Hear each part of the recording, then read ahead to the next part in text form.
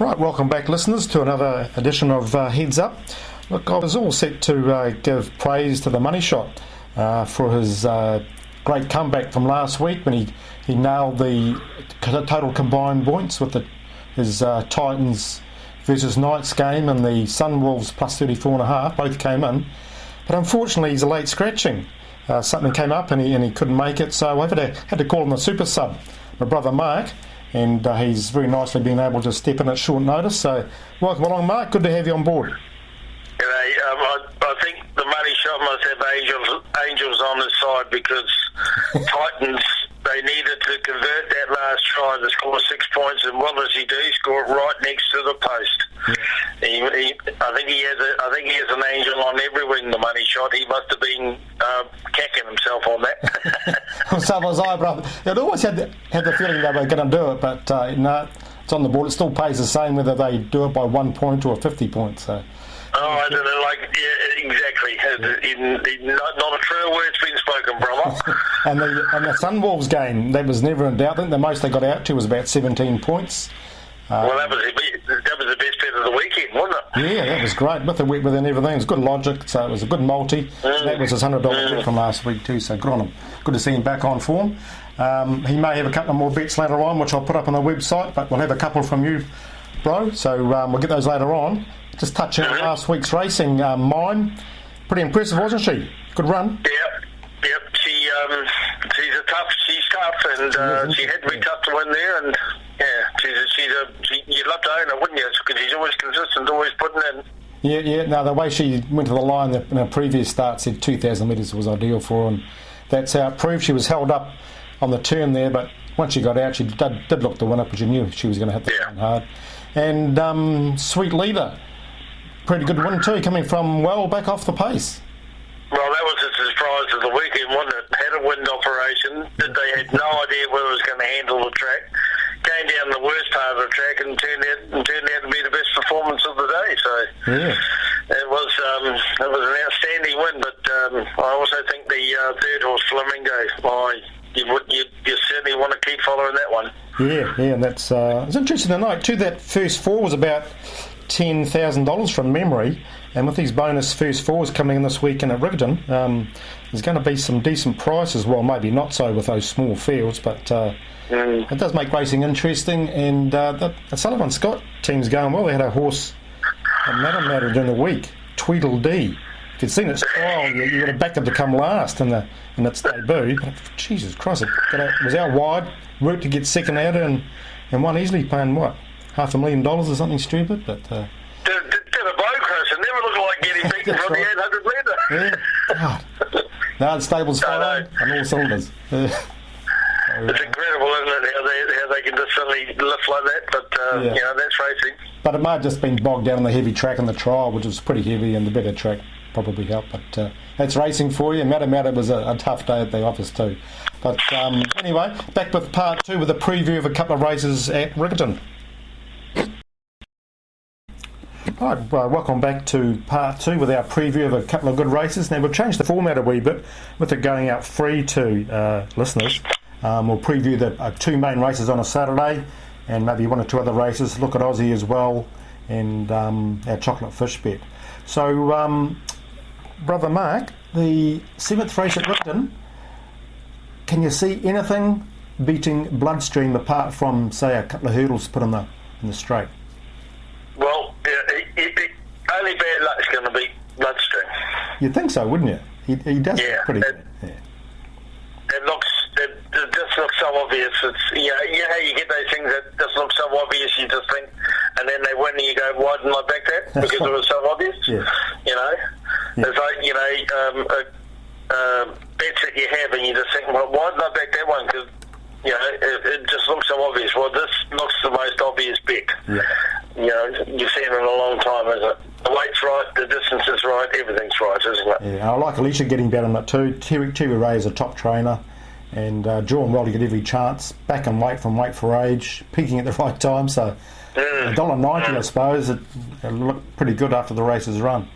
Okay, and so he looks an anchor for your quaddies.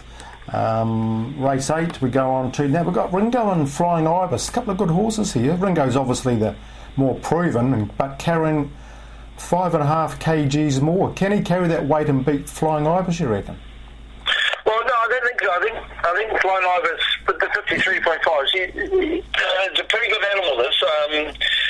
Michael Pittman's got a fairly high opinion, but he's got a fairly high opinion of most of his horses.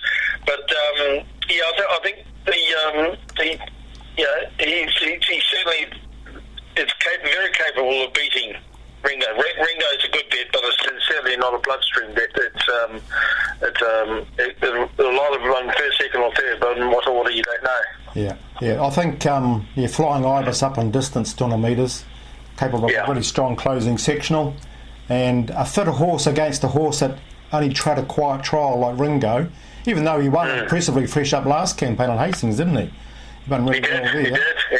But 5.5 kgs against the fit Flying Ibis, I'd go for Flying Ibis too over Ringo. Yeah, but Flying Ibis fourth up with Chris Johnson on, and he looks a nice bet in there. 450 is nice money. I thought it might be paying a little bit less, but 450 seems nice money. So. Yeah, especially if they're sort of coming down the centre of the track, which they are likely to be doing for that time of day. It's getting towards winter, and they would just start going wide every time. You forget about the inside, don't you? Yep. Now, I know you're keen on a couple of horses in Australia. You do all the Australian form and all the comments, etc., for the race books. Now, at Morfettville, I'll just bring up the meeting here. I know you're keen on a couple of Kiwi horses there. Race 2. I think Lamborghini, Kiwi horse trained by Larry and Cullen. You just find ways. You can't describe how a horse can be beaten by bad luck.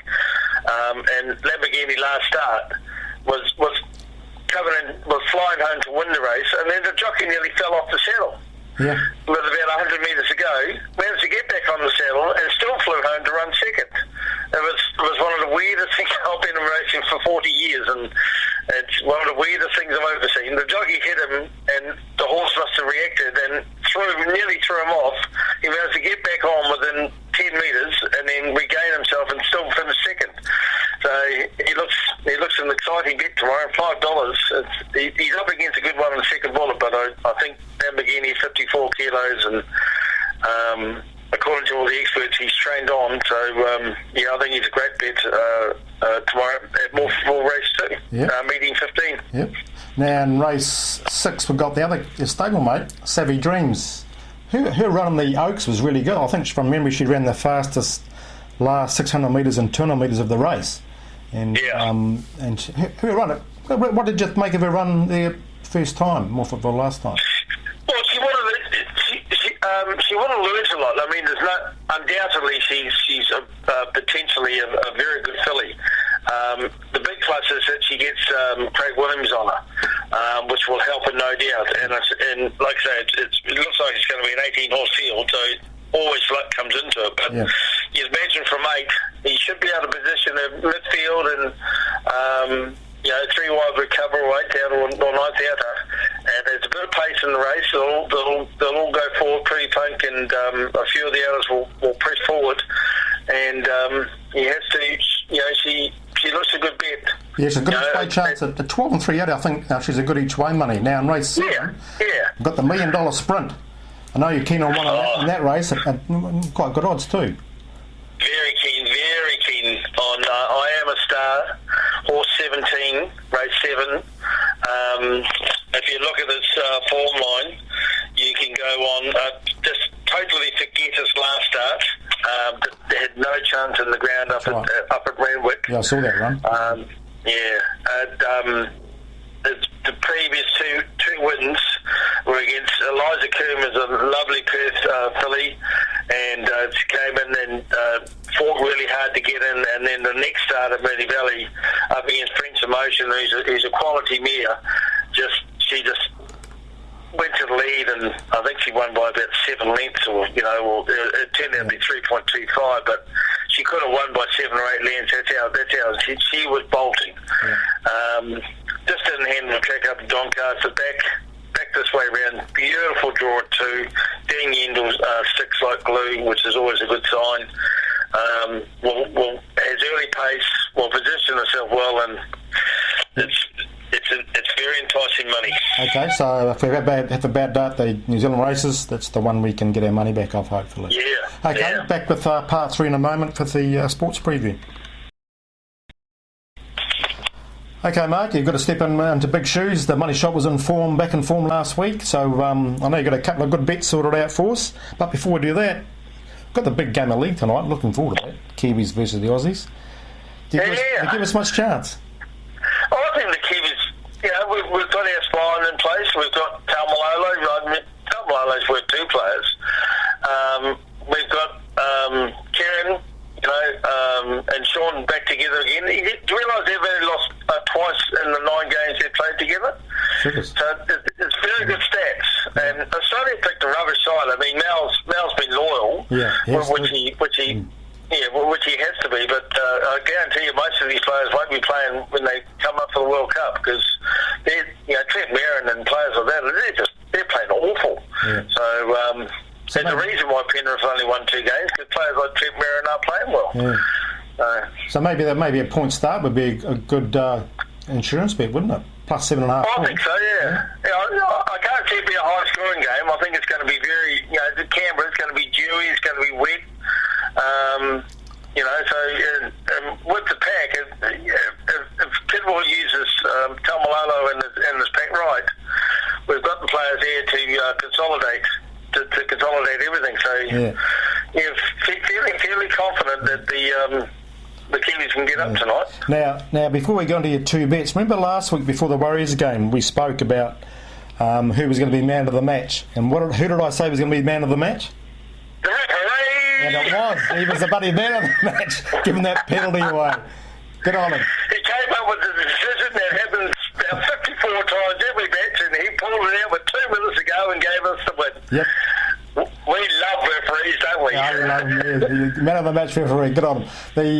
Okay, on to a couple of good bets. Now, good to see the Warriors win again too. It's going to be great for their confidence against a good team too. What a defensive effort. I mean, it was.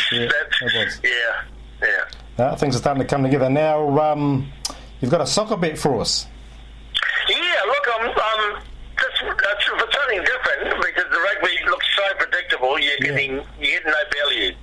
So I've decided to, when you gave me a call, I had a look through, and I've been following the A-Leagues all year. Yeah. And the A-League soccer is basically, before the season started, you said that Sydney FC will be playing Melbourne Victory in the final. Well, guess what? Sydney playing Melbourne Victory in the final. Sydney have lost 1 game all season. They've been outstanding, but Melbourne Victory have Beresat Barisha. He scored the only goal last week. They never look like getting beaten. They have a smart coach, and I think that they are great value at $2.90. It would be a shame for Sydney to lose, being the dominant side all year, but I just had this feeling that Melbourne FC are going to win on Sunday night. You have to wait till about Sunday night to watch it, but I think they're a very good bet, and $2.90 it's outstanding money. A good game to watch on Sunday night. $2.90. It's option 2470. And how about one more bet for us? Yeah, I'm just really keen on Samoa to beat the Poms. I love seeing the Poms being beaten in anything. Well, I actually like Australia getting beaten in anything, but the Poms are the second best chance. And I think Samoa got such a powerful side. England have only got a couple of name players, and they've got Wayne Bennett, Woofy Doo, but he's getting old, and he's not the coach he used to be. And I just think that Samoa, with the talent in that side, and they're all proven players, I just thought they were a bloody a great bet. So back tonight, Saturday night, 7:40. I think the game starts. 9:30. And 9:30. 9:30, is it? Yeah, 9:30, and then Samoa watch them smash the Poms and get up. And the point start looks a great bet at $1.82. Yeah, plus 6.5, option 2623. Samoa, number 2, Samoa plus 6.5, $1.82. Right, a couple of good bets there, and the league tonight. I'm really keen on. I've seen a potential superstar. The way he won first up, and the horse that he beat came out and won just as impressively at Drossard. He looks a great bet at Te Rapa tomorrow. Oh, yeah, he's got to be. His sectionals and times were great. The horse he beat obviously came out and won at Avondale. Really the next start, but I've got one that I think is a real chance to beat him if he does a couple of things wrong. Anyway, I'll put that up on the website. But we'll be back with part 4 in a moment with our brickbats and bouquets and our multi-question for the week.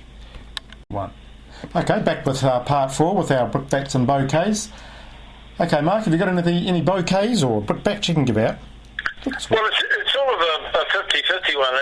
It's a brickbat for LSE Racing Club letting Cameron George go, and it's a bouquet for the Warriors getting their expertise. I think what he's done at LSE Racecourse has just been outstanding. The stakes, the improvement in the club, the improvement in everything.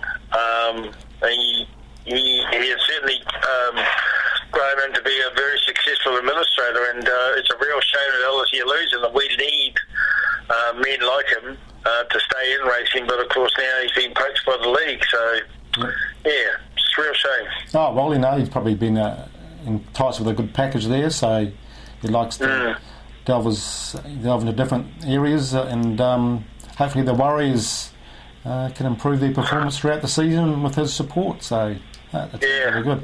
Yeah, my bouquet is the first fours. Good to see the bonus first fours in. It's going to be $6,000 into the Premier meeting every Saturday over this month, and I see $6,000 going in. I can see them getting to about $30,000 or $40,000, and if we get a jackpot, that's going to get to close to $100,000 once the Aussies see that jackpot leap out of them. So if you can pick your jackpots and work your bets out, some really good options there. Not so much tomorrow, Rigdon with the small fields. I can't see any jackpots there or any decent sized first fours unless there's a total form reversal on some horses, but the next 3 weekends look really good. A brickbat is, I mentioned this last week about the jump outs. 130 runners at Levin on the day after Anzac Day, 168 before then. It needs to be videoed, or they at least have to trial, I reckon, before they have a race day run. So, like for example, at Wanganui on Sunday, there's 5 horses there with either won or come second in jump outs. You can't see those jump outs, so why would you bet into the race? It's costing clubs like Wanganui and Trentham turnover. I won't be previewing the race because it's just too much of a gamble. Why would you waste your time doing it?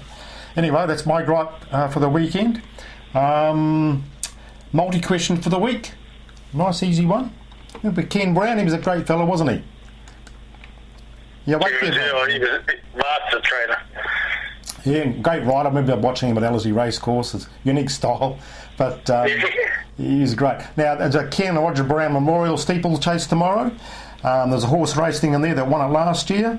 Just email me at formpro.co.nz or text me on 027 352 6402 with who won that race last year, and by 10 p.m. tonight. And if there's more than one, my wife will draw out the name of the lucky winner, and they get a free $20 multi-bet on the races tomorrow. So have a bit of fun with that. Anything else, Mark, before we sign off? Well, just go to Mighty Warriors. Let's continue on and upwards, and let's hope the other thing that you dream and hope for is that legislation goes through on the racing, and we finally get the stakes will go up, and New Zealand will prosper in racing. So yeah, it's all pretty positive at the moment with the racing, with the stakes definitely going to go up, or they are promised to go up. And it's all looking good, and we'll get through the winter. There'll be doom and gloom over the next 2 or 3 months with the wet tracks. It's always doom and gloom. Don't mention winter. But by the time Hastings comes around, you want to be really happy. Anyway, thanks, Mark, for jumping in for us at short notice, and Money Shot should be back next week. I'm going to Te Rapa races tomorrow. Looking forward to that. Good betting fields, and hopefully we can make a few dollars. So anyway, thanks for listening in, people, and have a great weekend.